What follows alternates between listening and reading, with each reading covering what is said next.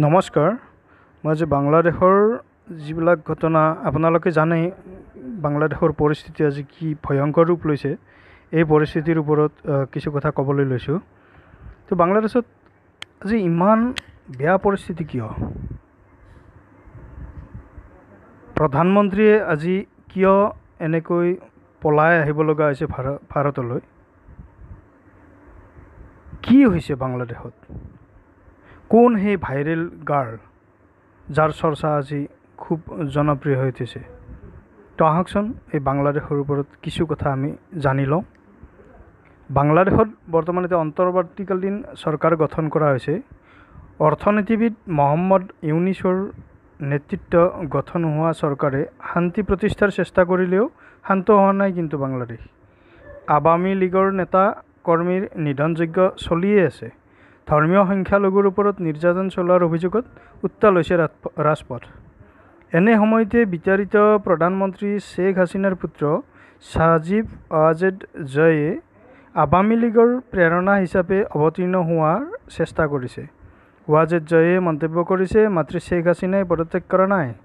মহম্মদ ইউনিছৰ নেতৃত্বত গঠন হোৱা চৰকাৰখন অসাংবিধানিক। অনিৰ্বাচিত চৰকাৰে 1 মিনিটত দেশ চলাব নোৱাৰে। শ্বেখ হাছিনাই আনুষ্ঠানিকভাৱে পদত্যাগ কৰা নাই। সাংবিধানিকভাৱে এতিয়াও শ্বেখ হাছিনা বাংলাদেশৰ প্ৰধানমন্ত্ৰী। কিন্তু শ্বেখ হাছিনাই দেশ ত্যাগ কৰাৰ পাছতেই সেনা প্ৰধানে মন্তব্য কৰিছিল, হাছিনাই পদত্যাগ কৰিহে বাংলাদেশ এৰি গৈছে। তাৰ পিছত অন্তৰ্বৰ্তীকালীন চৰকাৰ গঠন কৰা হয়। পিছে হাছিনাৰ পুত্ৰই এই চৰকাৰৰ আসাংবিধানিক বুলি আখ্যা দিয়াৰ লগতে অভিযোগ কৰিছে, বৰ্তমান বাংলাদেশত সংখ্যালঘুৰ ওপৰত নিৰ্যাতন চলিছে। মাতৃক ভাৰতত আশ্ৰয় দিয়াৰ বাবে প্ৰধানমন্ত্ৰী মোদীকে ধন্যবাদ জনাইছে হাছিনাৰ পুত্ৰই। ইফালে বাংলাদেশৰ ভয়াৱহ পৰিস্থিতিৰ মাজতো দেশখনৰ বিভিন্ন স্থানত আৱামী লীগৰ একাংশ নেতাকৰ্মী ৰাজপথলৈ ওলাই আহিছে।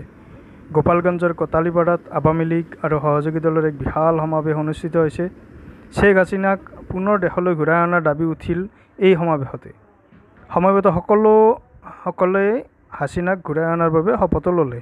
এনে পৰিস্থিতিত পুনৰ এবাৰ বাংলাদেশ উত্তপ্ত হোৱাৰ শংকা আছে। সেয়া যি কি নহওক, এই সময়ত বাংলাদেশৰ পৰা শ্বেখ হাছিনাৰ চিন-মোকাম নাইকিয়া কৰি দিয়াৰ চেষ্টা চলিছে। কিন্তু আৱামী লীগৰ নেতা সাংসদৰ ঘৰ দুৱাৰ জ্বলিছে, হত্যালীলা চলিছে। বংগবন্ধুৰ মূৰ্তি যিটো আছিলে সেই পৰ্যন্ত ভাঙি পেলোৱা হৈছে। এতিয়া বাংলাদেশৰ টাকা যিটো সলনি কৰাৰ তাক দাবী উত্থাপন হৈছে। ঢাকাৰ পৰা শ্বেখ মুজিবুৰ ৰহমানৰ ফটো গুচাই দিয়াৰ বাবে উঠা দাবীয়ে আন্তঃৰাষ্ট্ৰীয় বজাৰকো প্ৰভাৱিত কৰিছে। মুদ্ৰা সলনি কৰা সংস্থাসমূহত চলিছে মন্দাৱস্থা। ব্যৱসায়ীসকলে শংকা কৰিছে, বাংলাদেশত বিমুদ্ৰাকৰণৰ এক পৰিস্থিতি উদ্ভৱ হ'ব পাৰে। এনেহ'লে অৰ্থনৈতিক বিপৰ্যয় আহিব পাৰে। শনিবাৰে ঢাকা আৰু চট্টগ্ৰামত হাজাৰ হাজাৰ হিন্দু সম্প্ৰদায়ৰ লোকৰ মন্দিৰ, ঘৰ, ব্যৱসায়িক প্ৰতিষ্ঠানত ধাৰাবাহিক আক্ৰমণ কৰাৰ পিছত তেওঁলোকে নিজৰ সুৰক্ষা আৰু ন্যায়ৰ দাবীত প্ৰতিবাদ সাব্যস্ত কৰিছে। অন্তৰ্বৰ্তীকালীন নেতা মহম্মদ ইউনিছে সংখ্যালঘুসকলৰ ওপৰত হোৱা আক্ৰমণক গৰিহণা দি এই কাৰ্য ঘৃণনীয় বুলি অভিহিত কৰি কয় যে আইন আৰু শৃংখলা পুনৰুদ্ধাৰ কৰাটো আমাৰ শীৰ্ষ অগ্ৰাধিকাৰ হৈয়ে আছে। উল্লেখ্য যে বাংলাদেশত বৰ্তমানেও আইন শৃংখলাৰ পৰিস্থিতি অস্থিৰ হৈ আছে।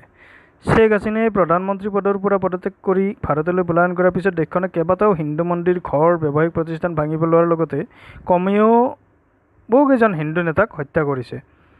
আক্ৰমণৰ সন্মুখীন হোৱা হিন্দু সম্প্ৰদায়ৰ লোকসকল সংখ্যালঘু লোকক অত্যাচাৰ কৰাসকলৰ বিচাৰ ক্ষিপ্ৰতাৰে কৰাৰ বাবে বিশেষ ন্যায়াধিকৰণ গঠনৰ দাবীত ৰাজপথলৈ ওলাই আহিছে বহুত জনতা।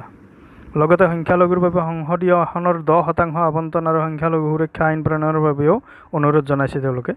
নৱগঠিত অন্তৰ্বৰ্তীকালীন চৰকাৰৰ মুখ্য উপদেষ্টা মহম্মদ ইউনুছে সংখ্যালঘু সম্প্ৰদায়ৰ ওপৰত হোৱা আক্ৰমণক গৰিহণা দি যুৱক-যুৱতীসকলক সুৰক্ষা দিবলৈ আহ্বান জনায়। ৰাজনৈতিক সংকটৰ বাবে দেশখনৰ কেইবাজনো শীৰ্ষ বিষয়াই কাৰ্যভাৰৰ পৰা আঁতৰি আহিবলগীয়া হৈছে। তো এই আছিল বাংলাদেশৰ বৰ্তমান পৰিস্থিতি। ইমানে ভয়াৱহ ৰূপ লৈছে বাংলাদেশত এতিয়া। তো কি হ'ব বাংলাদেশৰ শেষ পৰিস্থিতিটো? চৰকাৰ পুনৰ সংস্থাপন হ'বনে? আইন ব্যৱস্থা সম্পূৰ্ণৰূপে ঘূৰি আহিবনে?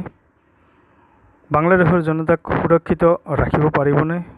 কি হ'বলৈ গৈ আছে এই পৰিস্থিতি?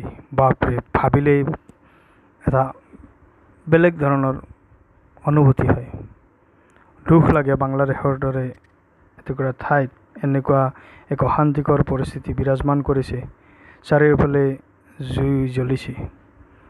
কি হ'বগৈ?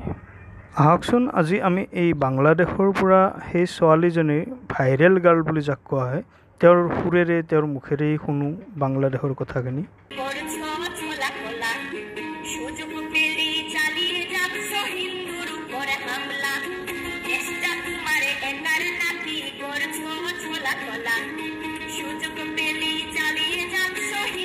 উপৰে হামলা।